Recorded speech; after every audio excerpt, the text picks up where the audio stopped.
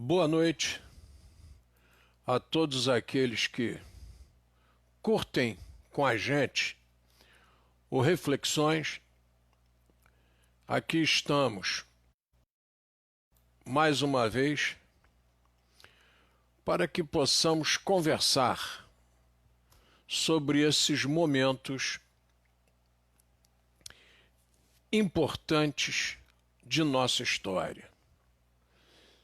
Gostaríamos de pedir a vocês que não se esquecessem de estar aqui presentes conosco, porque esse programa ele não tem nenhuma finalidade econômica. A finalidade desse nosso programa é eminentemente educacional. Nós aqui só estamos com a finalidade de promover mais informações para aqueles que estão em casa, para aqueles que estão nos seus lares, nesse período difícil que todos nós nos encontramos, que é esse período de permanência no lar, de onde só saímos por reais necessidades.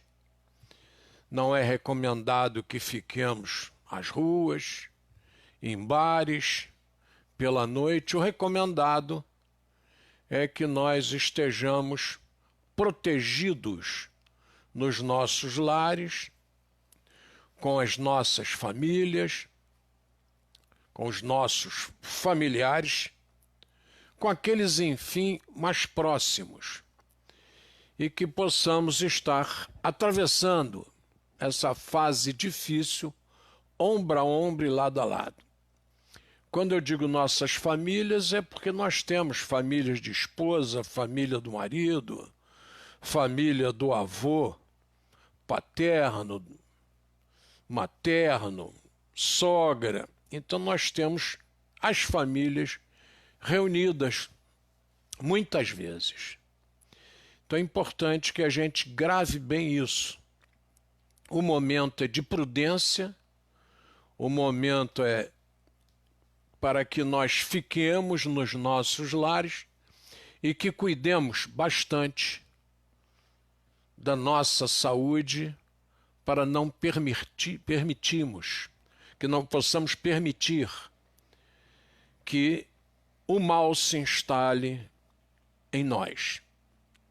É um problema sério ainda, a Covid-19, problema seríssimo, e nós não podemos brincar com isso.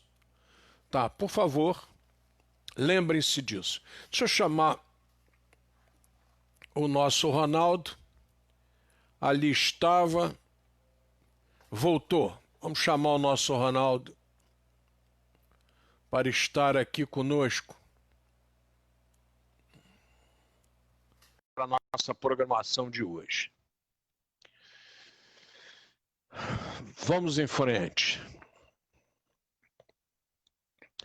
Preparando aqui a programação no computador. Aí está o nosso Ronaldo presente. Ronaldo, seu boa noite. Paz e saúde a todos. Mais uma vez, gratidão, carinho de todos por oportunizar-nos a presença e estar-nos dando-nos essa chance da reflexão em nossos trabalhos, que não é nosso, na verdade. É um momento de reflexão ímpar de vida, de história, de nossas referências. Nosso obrigado, como sempre. Muito bem. Hoje eu queria mostrar para vocês. Hoje é o nosso 25 de agosto. É o nosso Dia do Soldado. Eu tive o privilégio de servir ao Exército, de fazer o estágio, servir no Centro de Preparação de Oficiais da Reserva. Na minha página no Facebook, coloquei a comemoração dos nossos 50 anos de formados. Os formandos lá estiveram no CPOR em 1968 e agora em 2018. Em dezembro, nós lá estivemos para comemorar os 50 anos. E revimos, vários já não estão mais entre nós, mas foi um encontro muito gostoso. Tivemos o orgulho de voltar a desfilar, de sermos comandados por um indivíduo, por um colega nosso que ficou na ativa, saiu do CPOR e foi para a AMAN, cursou a AMAN e lá se formou. Como ele gosta de dizer, 2 turmas, Marechal Mascarenhas de Moraes, a da AMAN e a do CPOR do Rio de Janeiro. Então foi um momento assim de congraçamento muito bom.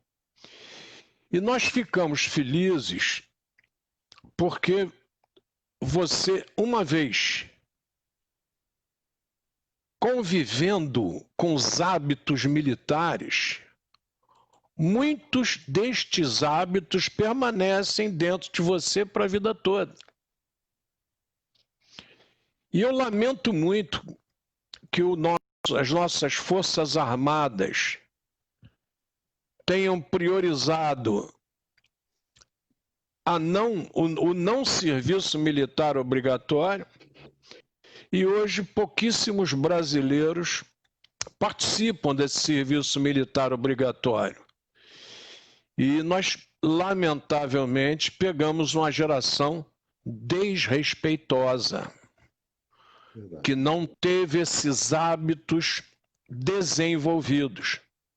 Vocês podem achar que é besteira, podem achar que é tolice, mas a polícia militar, ela só recebia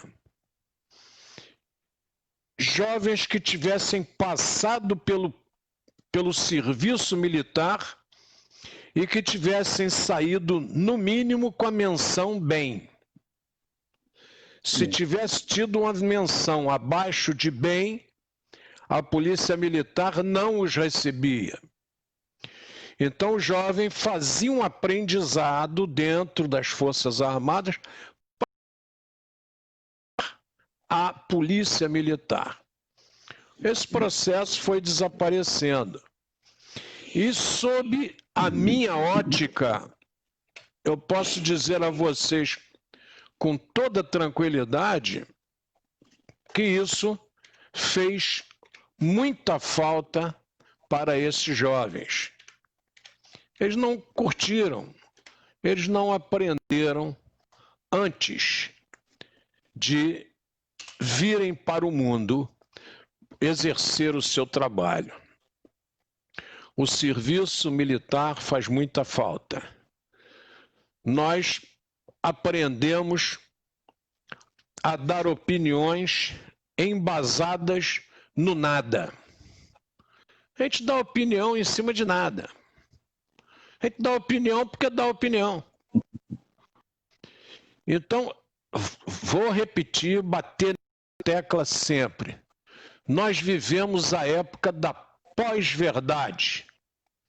O indivíduo se mete numa conversa, opina, não sabe nada sobre o assunto e discute.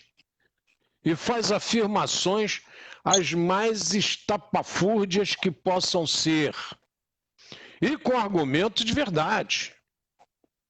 Outro dia eu escutava na televisão um militar dizendo que eles não tinham nem fundo de garantia. E senti vontade de rir. Me deu vontade de rir dessa observação. Porque o FGTS foi uma garantia criada para quando o empregado fosse mandado embora de sua empresa. É fundo de garantia de serviço. Aquela empresa faliu. Se aquela empresa faliu, esse jovem tinha lá o seu fundo de garantia, que foi muito pior que a legislação antiga sob minha ótica. A partir de 10 anos você ganhava estabilidade. A partir de 10 anos. E caso fosse mandado embora, você tinha direito a 2 salários por ano. Então, você tinha 10 anos naquela empresa, foi mandado embora, você fazia jus a 20 salários. O seu salário veio 20 vezes, quer dizer, você era indenizado por 20 meses à frente para você fazer jus às despesas. Essa era a regulamentação antiga. Se você tivesse 20 anos, fazia jus a 40 salários. Essa era a legislação antiga. Criou-se o Fundo de Garantia,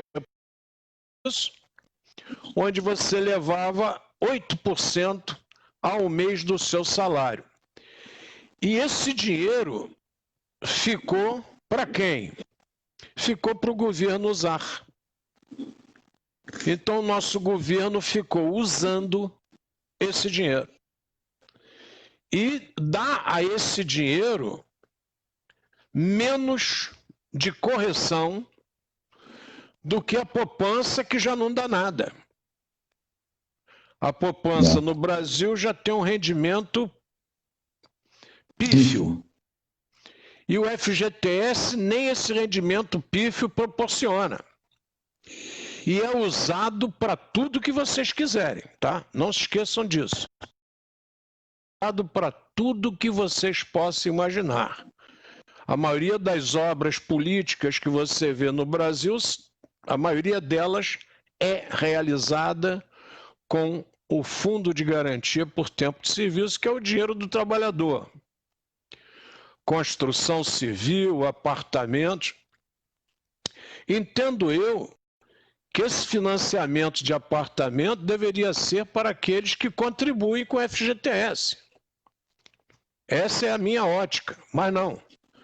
Qualquer um pode fazer financiamento com recursos do FGTS. Então, quando esse indivíduo dizia que ele não tem direito ao fundo de garantia, me deu vontade de rir, porque como é que o Exército Brasileiro vai falir? Não vai existir mais? E ele vai ser mandado embora e tem que ser indenizado. Quer dizer, o indivíduo fala sem nem saber o que está dizendo. E se esquecendo de que ele lá atrás, ao ingressar nas Forças Armadas, ele abriu mão de uma série de privilégios. Ele está no regime especial. E no regime especial que ele se encontra, é apontado para ele antes, no próprio edital. Então não adianta depois ele ficar com historinha. Outro dia escutava um parâmetro entre a Universidade do Rio de Janeiro e a Academia Militar das Agulhas Negras. Não há parâmetro. Vou repetir para vocês, não há parâmetro. Por quê? O aluno lá recebe. Vamos pegar um exemplo da Universidade Federal do Rio de Janeiro, não. Os professores de lá, todos estão dentro e à disposição da academia. Os professores aqui não. Às vezes tem que ser melhor. Verdade. Então, por favor, lá todos têm a sua refeição na hora certa, porque existe um local próprio para... Aqui não. Aqui ele depende do bandejão. Lá ninguém tem problema de transporte, porque tem alojamento e reside lá. Aqui não. Então, não há parâmetro. Quem fizer esse parâmetro desconhece a realidade. Não há parâmetro. E mais um aspecto. O indivíduo aqui, na Universidade Federal do Rio de Janeiro, ele convive com outros 54 mil alunos. Então, não posso discutir isso. Eu peço a quem faz essa comparação que, por favor, daqui para frente não faça mais. porque não há comparação. A única comparação que existe é que são cursos de ensino superior, e só. É a única comparação possível. Ambos são cursos de nível superior e CFNI. Todo o restante, estrutura, tudo que vocês quiserem é totalmente distinto. Tá, por favor, vamos aprender isso de uma vez por todas, para que nós não entendamos o que outras pessoas mais desavisadas colocam. E a população tem isso, né? Ela pega e vai repetindo o que alguém diz. É só pegar alguém que esteja nos assistindo aí e perguntar o sufoco que foi para fazer uma escola de nível superior. É só perguntar a qualquer um que estiver aí nos assistindo e verificar se existe parâmetro. Não há parâmetro. Tá? Então, por favor, vamos botar o pezinho no chão e vamos falar sobre os assuntos que nós conhecemos. Tá ok? Muito bem. A outra colocação que eu gostaria de fazer é que no dia 25 de agosto, aqui na internet, no dia 25 de agosto de 1830, nasce o Luiz Alves de Lima e Silva, que seria o futuro Duque de Caxias. Ele passa para a história como o pacificador. Ele pega aquelas guerras todas ali do Segundo Império e já participa diretamente de todas. Sob a tutela, por exemplo, do Conde D, que era o marido da princesa Isabel, que é o comandante, no caso, da Tríplice Aliança, fica como comandante das tropas de Brasil, Uruguai e Argentina. E o nosso Caxias pega esse período todo. Não se esqueçam, por favor, que o nosso Duque de Caxias é o único Duque do Império Brasileiro. Vou repetir para vocês. É o único do Império Brasileiro. Nós não temos outro Duque. E se vocês quiserem entrar na escala da hierarquia nobiliárquica, da hierarquia da nobreza, vocês verão que acima do duque está a família imperial. São os arquiduques. Arquiduquesa da Áustria, etc. Vocês vão ver que são os arquiduques. Então vejam só, já é a família imperial. Eu acho que isso é muito bom que fique claro para vocês, para que possam ver a distinção que foi dada ao nosso Caxias. Nascido aqui, no Porto da Estrela, onde era a subida para Vila Rica, para as Minas Gerais, onde o nosso Barão de Mauá edifica a sua estrada de ferro indo para Petrópolis. Então é importantíssimo que a gente atente para esses detalhes da história da nossa região. Por favor, não se esqueçam disso, tá? A nossa região merece esse carinho. E o professor Leopoldo Machado, em Nova Iguaçu, se junta com outros voltados para a letra, as letras e para as artes, e cria em Nova Iguaçu uma Arcádia, que é a nossa Arcádia Iguaçuana de Letras. Eu estou aqui com um exemplar do Caxias, o Eminente Iguaçuano, vai aparecer para vocês aí de forma inversa. É a tese do nosso Leopoldo Machado, e que ele faz questão de colocar como Caxias um eminente iguaçuano. A vila de Iguaçu só seria criada em 33, mas o seu Leopoldo faz essa homenagem.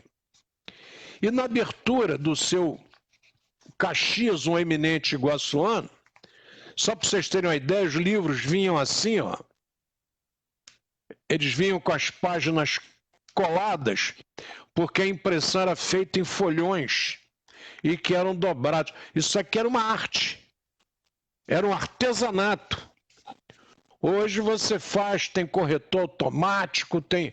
Aqui não tem nada disso. É tudo. Isso aqui eram tipos fixos. Essa tipografia aqui era pesadíssima. E o livro vinha assim, ó, com as páginas todas juntas, e era obrigatório que nós tivéssemos esse objeto nas nossas escrivaninhas. Esse objeto aqui é do professor Leopoldo Machado, tá? Isso ficava nas nossas escrivaninhas para que nós abríssemos as correntes e os livros que vinham com as páginas coladas por isso. Você imprimia o folhão, dobrava certinho e fazia o trabalho de colagem do folhão. Esse aqui ainda está nesse padrão. Fiz questão de mostrar para vocês, porque a história está se acabando, muita gente fala e pouca gente exemplifica. Tá? Pouca gente exemplifica. E eu faço questão de exemplificar nesse horário aqui. Isso aí tem pouco tempo, né, Paulinho? Isso aí tem pouco tempo. Essa edição é de 1956. Essa edição é de 56. Tem... Quanto é que daí? 64 anos? 64 anos. Essa edição é de 56. E nos diz o professor Leopoldo, 3 ideais de Nova Iguaçu. Nova Iguaçu, cidade extraordinária, que progride a olhos vistos mais e mais, vai ter a sua Arcádia literária, celeiro vivo de intelectuais. Terra que sobrepõe, tumultuária, a graça de seus verdes laranjais. Intensa atividade vasta e vária, em todos os setores industriais. Nova Iguaçu que chega, todos veem, em nossa agitadíssima república, a ultrapassar algumas capitais. Depois da Arcádia, espera que lhe deem teatro moderno e biblioteca pública, que são seus 3 mais justos ideais. Soneto feito pelo professor Leopoldo Machado e publicado a 1º de junho de 1955 no Correio da Lavoura, que é centenário na região. Está com 103 anos de existência, um dos jornais mais antigos do Brasil. Muito bem, o eminente iguaçuano é a tese do professor Leopoldo na Arcádia Iguaçuana de Letras. E ele, quando lança essa tese, ele escreve o seguinte: residimos há 26 anos em Nova Iguaçu. Despertamo-la para o ensino organizado e oficial, dando-lhe o Colégio Leopoldo. Procuramos assisti-la humanitariamente noturno e cooperando na sua assistência aos necessitados, e ainda lutamos para amparar crianças abandonadas na direção do Lar de Jesus. Reconstruímos o Centro Espírita Fé, Esperança e Caridade, fundando aí a escola primária João Batista, escola pública.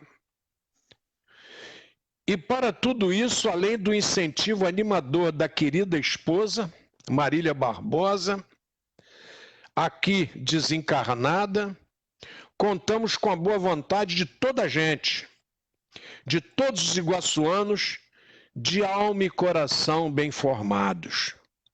Não podíamos, assim, deixar de cooperar em tudo aquilo que possa contribuir para o progresso moral, artístico e intelectual desta terra, que a esta altura é bem nossa. A sua Arcádia Iguaçuana de Letras é marca de seu progresso intelectual. Por isso mesmo, de todos os grupos intelectuais a que temos ido, sempre convidados por terceiros, só na Arcádia tomamos posse. Então está aí a abertura do nosso Caxias, o eminente iguaçuano, com uma prévia do professor Leopoldo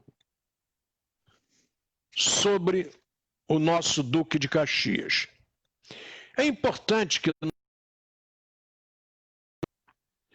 que conversemos sobre o Duque, porque o Brasil, como eu já disse, é uma terra em que as pessoas amam desmerecer aqueles que estão em destaque. Eu não sei o que é isso, eu já comentei em outros programas. Isso nos parece doença. Isso não pode ser normal. A pessoa sentir um prazer imenso em retirar a qualidade daqueles que galgaram algum destaque. O próprio Caxias passa por isso. O próprio Caxias passa por isso. Quem não passa? Quem não passa na nossa... O desmerecer, eu não sei por que desmerecer. Eu não consegui entender o desmerecimento. A televisão agora me parece que é uma reprise sobre a história do Brasil. Sim. Uma reprise repleta de fantasias, é óbvio, é novela, não possui compromisso com a história. A novela é como o escritor enxerga aquele fato histórico. E ele pode enxergar e pode criar em cima do fato como ele desejar. O cinema americano vivia fazendo da carga do 7º de Cavalaria, lá do General Custer, uma apologia do exército americano e da cavalaria americana.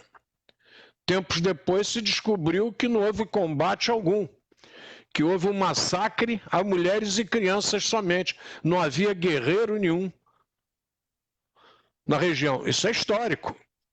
E a história que o próprio norte-americano hoje conta.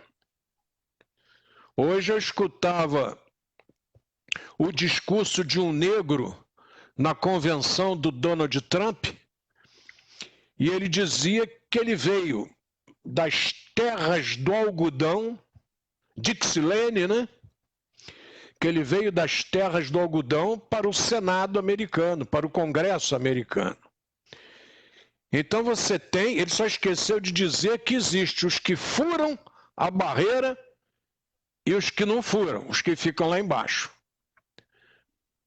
Porque nós estamos vendo a cada dia a violência policial americana, principalmente contra negros, a ponto de um negro receber 7 tiros pelas costas, na frente dos seus filhos.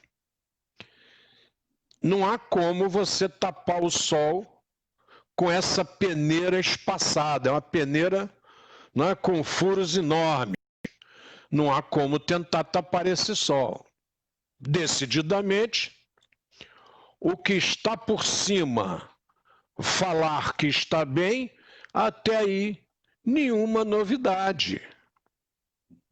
Você está bem instalado, você está tranquilo, trazendo o linguajar da época brasileiro, você está com seu burro à sombra, você está lavando a égua, quer dizer, A égua tem que trabalhar o dia inteiro. Mas quando você tem recurso, você tem tempo de lavar a égua. Nossa, fulano hoje está lavando a égua, né? Quer dizer, ele não precisa se dedicar a trabalho. Ele hoje está com o burro na sombra. O linguajar popular é repleto dessas expressões. Ah, fulano, o Geraldo mandava para nós a foto, né?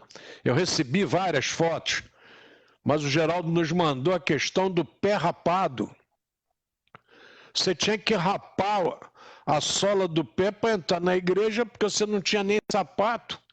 Você vinha sujando o seu pé pela lama nos caminhos para poder assistir à missa, e as igrejas, então, colocavam lá fora um raspa-pé, um rapa-pé, para você tirar o que estava no seu pé e poder adentrar a igreja. São N fotos dessas que vocês encontram na internet. Encontram muita explicação também sem lógica, mas vocês, escutando reflexões e pesquisando também, não é porque aqui está a verdade, não. Até porque o que é a verdade?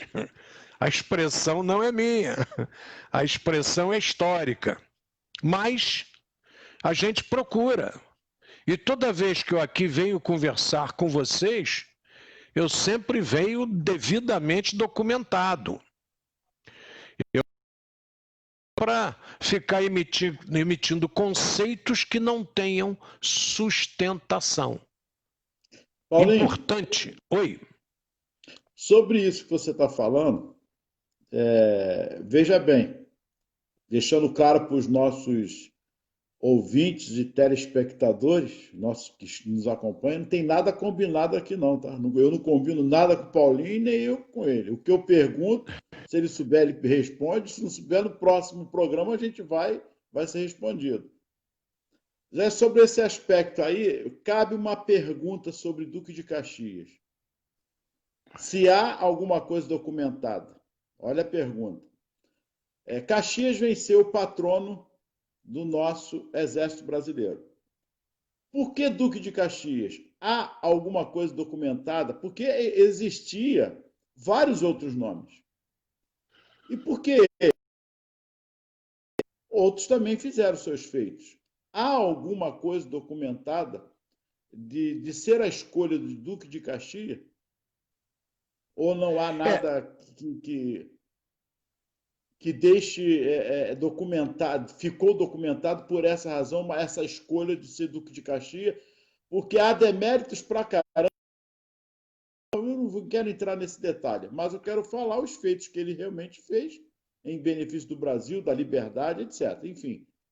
Mas essa escolha, porque poderia ter sido outro, mas foi ele. Há, historicamente falando, alguma coisa que venha trazer luz a essa escolha de Duque de Caxias? Ele é o maior destaque do Segundo Império. É um garoto que entra novo no Exército. Sim. 16 anos. Ele já vive a vida militar desde os 14, 13.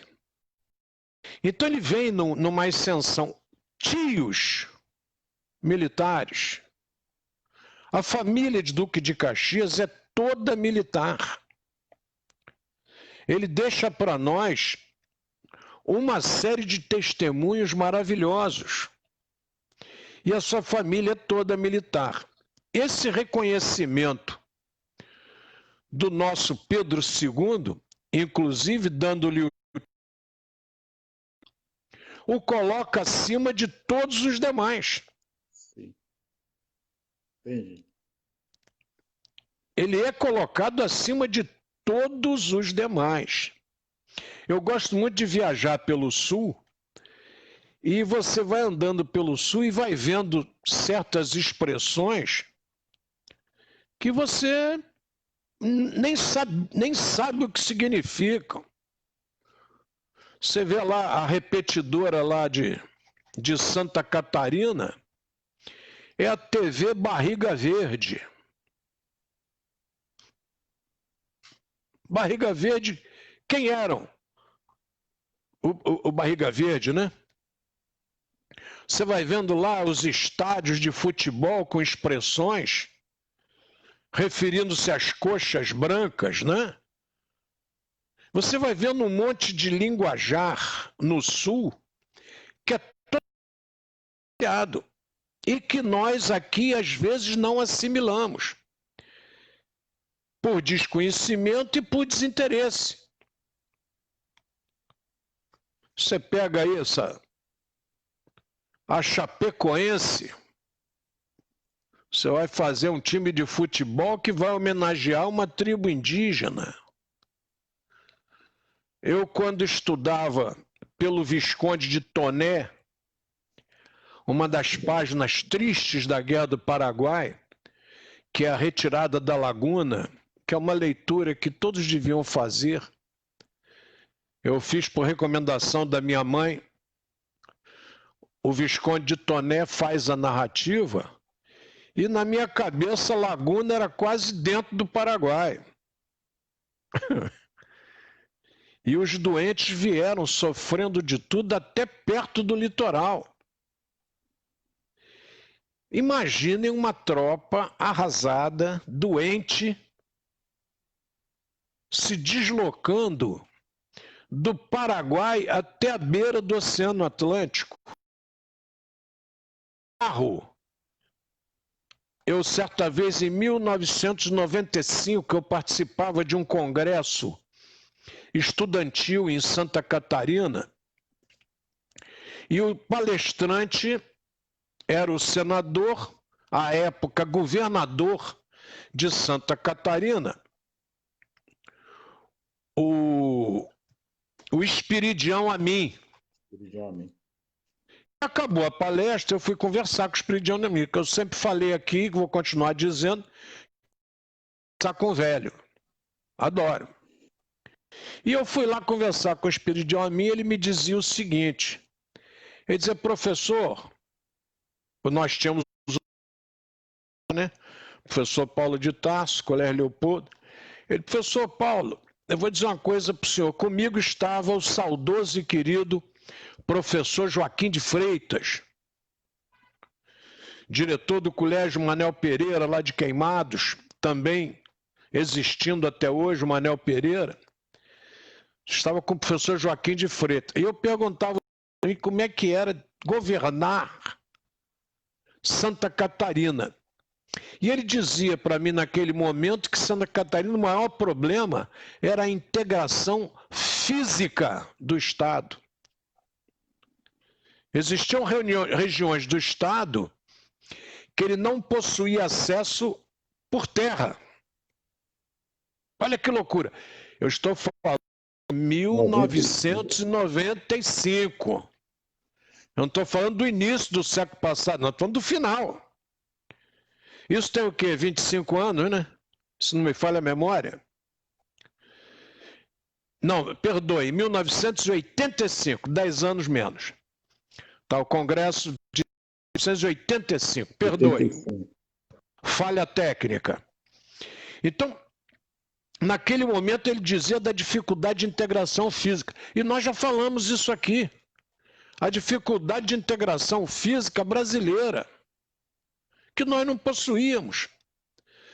Pedro II começa com essa questão das ferrovias e tal, e depois em Juscelino Kubitschek isso dá uma trava por causa da indústria automobilística.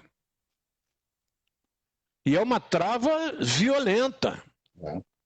Tá aí até você hoje. vê, cada vez que eu vou a Miguel Couto e vejo aquele povo se deslocando para o Rio de Janeiro de ônibus, com dificuldade de deslocamento, eu olho o leito da via férrea, está ali até hoje, Ronaldo. E era uma questão só de ligar aquela linha férrea a Belford Roxo. O trem está ali em Belford Roxo. E eu queria dizer a vocês o seguinte, a minha filha trabalhava no Rio de Janeiro e preferia vir de trem. eu ia a Belford Roxo rapidinho e pegá-la na estação de Belford Roxo. Era mais prático o trajeto para ela do que pela Estrada de Ferro Central do Brasil, que era superlotado. A demanda está aí. A procura da população está aí. E você não tem nada que justifique não existir esse transporte. E não é briga de dinheiro, não, Ronaldo. Sabe por que não é briga de dinheiro? Porque é só você fazer um consórcio. Você junta as empresas de ônibus e elas administram. Não há dificuldade nem econômica. O bolo dá para todo mundo. Não precisa entrar com goela larga, não. O bolo serve para todo mundo. E quem tem que ser bem atendido é a população. Nós tínhamos um ramal ferroviário que ia de Carlos Sampaio, aqui em Nova Iguaçu, próximo a Austin, até Santa Cruz. Quer dizer, você veja só, você faria uma interligação férrea. Esse ramal era para escoamento do gado por Santa Cruz, porque aqui nós já tínhamos o escoamento do gado aqui na chamada Estação do Boi, que é Edson Passos, aqui entre Mesquita e Nilópolis. Sim. Aquela estação ali era a Estação do Boi. Hoje o matadouro que ali existia é um centro de eventos em Nilópolis. Então veja só que coisa interessante. Você já tem a estrutura. Nós não estamos falando de você fazer... Não, você já tem a estrutura. Os caminhos estão aí. E, obviamente, você não quer fazer. Dá para todo mundo, dá para a van. A van ficaria com aquelas rotas das estações para dentro. Cabe todo mundo, Ronaldo. Não tem briga, não... cabe todo mundo na panela. O bolo serve a todos. Vontade de fazer com que esse bolo caminhe. Eu não estou falando de tirar a comida de ninguém, de tirar o trabalho. Eu estou exatamente ao contrário. E nós caminhamos nesse período da República na contramão do transporte público.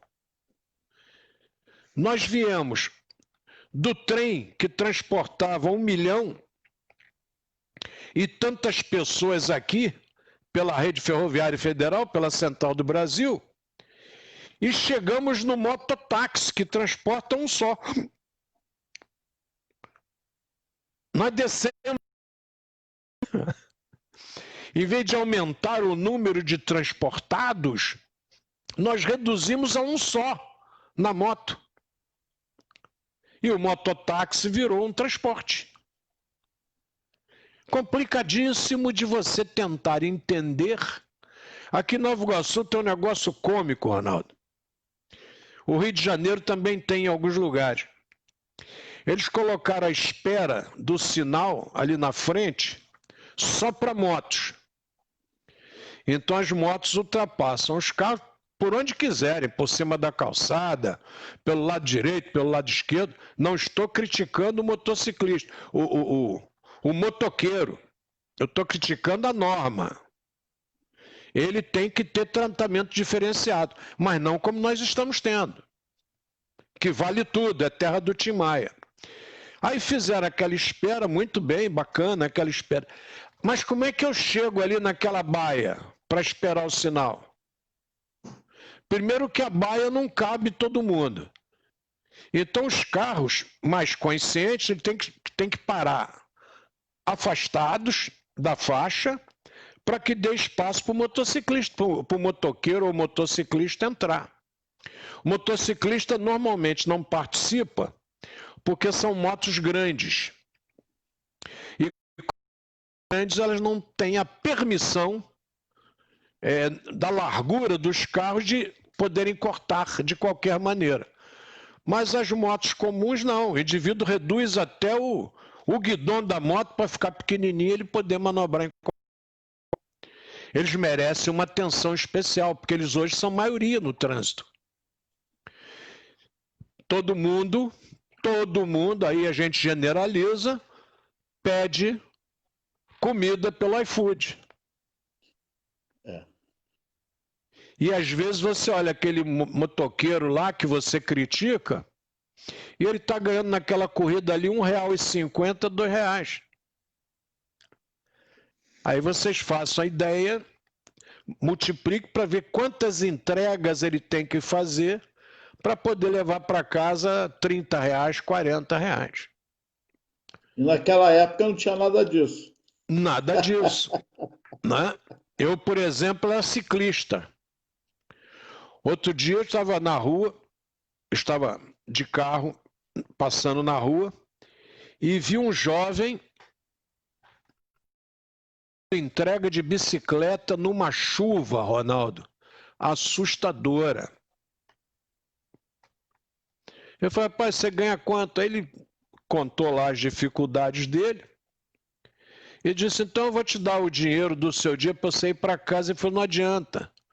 O senhor vai me dar, eu não vou poder ir para casa, que se eu for para casa, entra outro no meu lugar. Você, às vezes, que critica o motoqueiro, lembre-se que ele está ali brigando pela vida, normalmente já quebrou a perna num acidente de carro. Eu, outro dia, vi um trabalhando aqui com aqueles ferros na perna.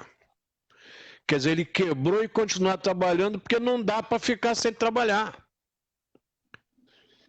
Esse Brasil nós não tínhamos no tempo de Caxias. Você tinha outras dificuldades, mas essas nós não tínhamos. Ele foi também o desbravador. Perfeito, perfeito. Quando você olha a história do Brasil, o que tem de negro destaque, Ronaldo, é assustador. Negros lutando, inclusive, ao lado de Caxias. E aí você escuta alguns professores de história, alguns guias turísticos. Rapaz, o que puder falar de mal do Brasil, o guia turístico fala. Que o Brasil no Paraguai come bacinha. Rapaz, mas o indivíduo tira da cartola tanta coisa. E quando você vai ao Paraguai, como eu tive a oportunidade de ir e conversar com professores do Paraguai sobre esse episódio, você vai verificar que os paraguaios não pensam como grande parte dos brasileiros que insistem nessa história. Eles metem o sarrafo no Francisco Solano Lopes. Eles elogiam o Carlos Lopes e sentam o sarrafo no Francisco Solano Lopes, que foi um provocador. Quer dizer, será que Argentina, Uruguai e Brasil, todo mundo tem ódio do Paraguai? É brincadeira. Você quer emitir um conceito pessoal e fala besteira. O Brasil sempre foi muito ético com seus vizinhos, inclusive nas questões de limite. Falei isso outro dia, vou repetir. O Barão do Rio Branco mobiliza pela diplomacia. Tanto que o Instituto da Diplomacia Brasileira é o Instituto Rio Branco, em homenagem ao Barão. E um concurso espetacular quanto à qualidade e o conhecimento, exigindo que você fale bem mais de um idioma, de preferência que fale 2 ou 3 idiomas além do português. É um concurso maravilhoso. Eu tenho um irmão que o sonho dele era fazer o concurso para o Instituto Rio Branco.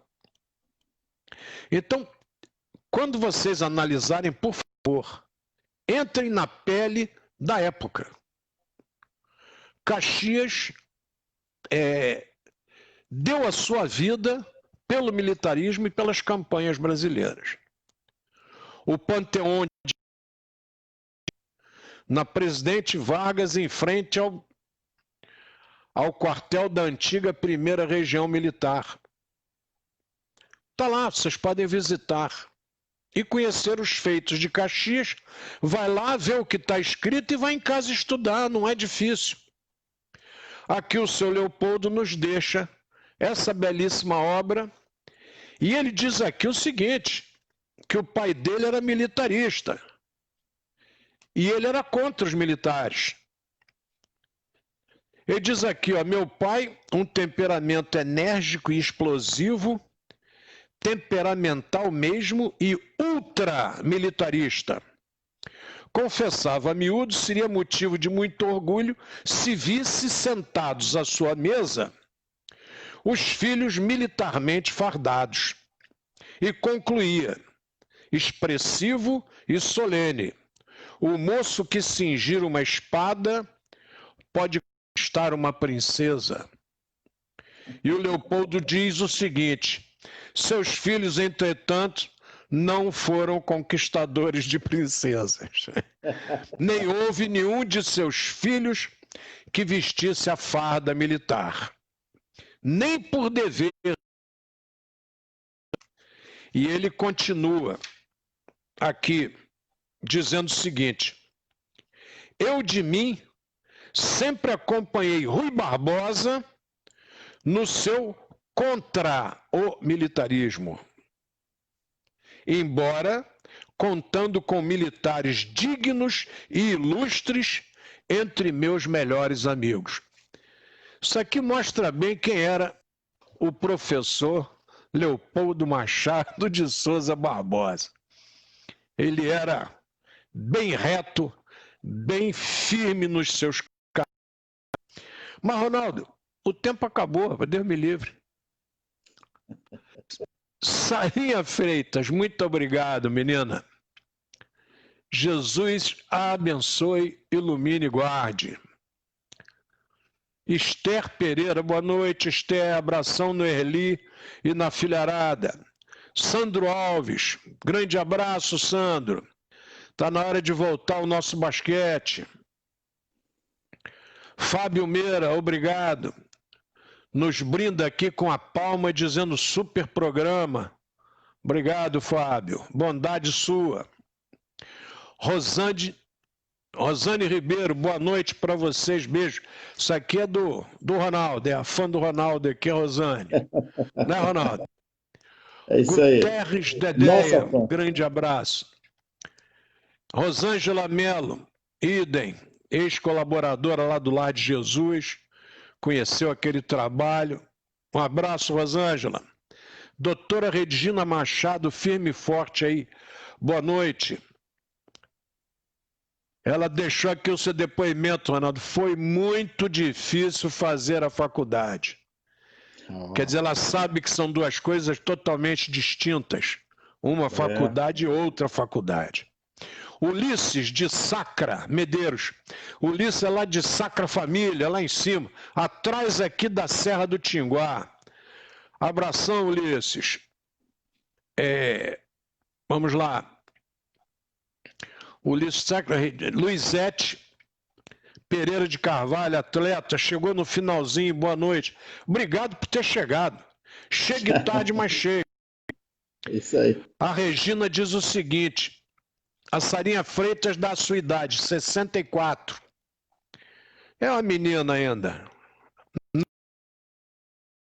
Vitalidade, Ronaldo, você tem que ver o eterno sorriso. A Sarinha vai para os 110, rapaz.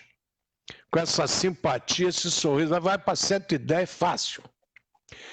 Aliás, Sarinha, aqui em Nova Iguaçu, que tem de gente com 90 é assustador, hein? Começando pela Naná ali do patronato, 93, cozinhando até hoje, tomando conta da comida do patronato. Outro dia veio aqui me pedir um Caxias para neta. Me pedir buscar aqui na escola, a pé. Bom, Moura Smith, obrigado. A Regina nos diz o seguinte, gratificante escutar a nobreza de uma história apresentada nesse dia sobre Caxias. Obrigado, Regina. Deus abençoe. O Moura Smith, boa noite, professor Paulinho. Boa noite, Moura. Uma honra tê-lo conosco. A Regina ainda acrescenta que o trânsito nosso é uma vergonha, nós não temos mobilidade urbana adequada.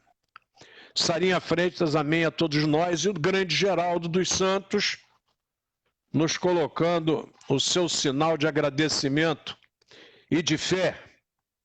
Muito bem, Regina, só para você ter uma ideia, em vários governos que eu participei, e até em alguns que eu não participei, uma vez eu fui lá na antiga Central do Brasil, na sede da Supervia, era presidente da Supervia, Junqueira. Eu falei, doutor, Getúlio, conjunto habitacional em Nova Iguaçu, que é o conjunto que a gente conhece como Santa Eugênia, e veio a Nova Iguaçu, inaugurou, tem filme da inauguração, e naquele momento, o Getúlio conversava com os moradores pediam já naquela época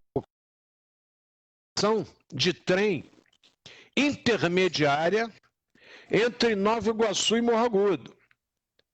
Alguns vão dizer, mas é muito perto. Eu digo, a de Juscelino está aqui, foi Juscelino Kubitschek que fez. Entre Nova Iguaçu e Mesquita tem a estação de Presidente Juscelino. Belíssima estação, por sinal, arrumadinha. Tá? Por que nós não podemos ter a estação ali, por exemplo, do bairro da Luz? Altamente habitado. Quer dizer, o mesmo trem que vai para Morro Agudo, perdoe, o nome da estação é Comendador Soares. E até hoje tem essa confusão, Comendador Soares e Morro Agudo. Era a antiga estação de Morro Agudo, recebeu o nome de Comendador Soares. Então a estação de Comendador podia ter uma intermediária. E ali no meio nós temos um CIEP, temos essa população toda de Santa Eugênia, de Jardim Bandeirantes, que vive por ali. Nós temos aquele pessoal do bairro da Luz, temos a estação do SESI, Serviço Social da Indústria. E podia ter, eu não entendi. Então eu cansei, Ronaldo, de pedir isso, estou só apresentando a Regina. E naquela época o doutor Murilo me apresentava a maquete. Já vi uma maquete pronta. Só vontade política de fazer. E depois no governo que antecedeu o Rogério Lisboa, eu voltei à mesma tecla, conversei, e o Correio da Lavoura chegou até a publicar a matéria com a maquete da estação. E até hoje aquele povo sofrido podia vir a Nova Iguaçu de trem, vem de carro. Podia pegar o trem ali no bairro da Luz, vinha no centro de Nova Iguaçu, resolvia tudo e voltava. Facilmente. Então, por favor, porque isso aí é matéria específica de discussão minha há muitos anos. E nunca se cuidou para que isso fosse feito, lamentavelmente. E aí, a Regina, a doutora Regina fez essa colocação, nossa querida amiga Regina, e a gente vê lá a turma discutindo a reabertura do Hospital de Iguaçu.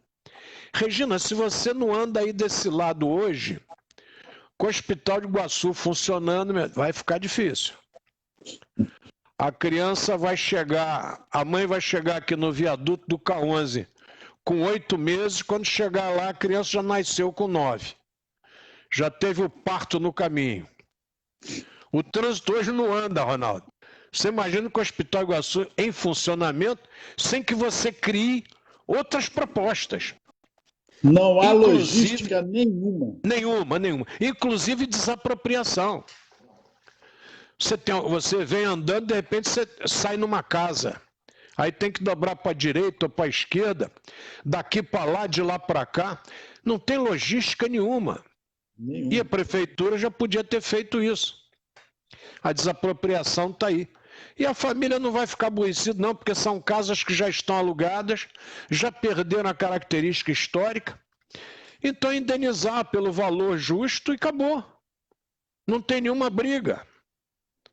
Fazer o que o Mário, onde é hoje a Casa de Cultura de Nova Iguaçu. Fez um acordo com a família, desapropriou, eram vários herdeiros, resolvido o problema. Mas tem que ter vontade política. Tem que ter vontade política. Vontade política pensando na coletividade lá na frente. Sempre, visão sempre. de futuro. A abertura do Hospital Iguaçu vai trazer essa discussão em larga escala. Mas peço ao Ronaldo que se despeça, Ronaldo, porque eu já passei aqui quase 10 minutos do nosso horário. Mais uma vez, a nossa gratidão a todos, o nosso carinho por você aí, como sempre, fazemos uma frase do nosso Madiba. Para quem não sabe, Madiba é Nelson Mandela. Nosso Nelson Mandela deixa várias frases famosas. E eu escolhi uma que, sem saber, é bem oportuno em relação a tudo que nós discutimos aqui. Vamos lá. Ser livre não é apenas quebrar as próprias correntes, mas viver de uma maneira que respeite e aumente a liberdade dos outros. Vou repetir. Ser livre não é apenas quebrar as próprias correntes, mas viver de uma maneira que respeite e aumente a liberdade dos outros. Pelo carinho e pela atenção. Nelson Mandela, um ícone. É para ficar preso? Vou ficar preso.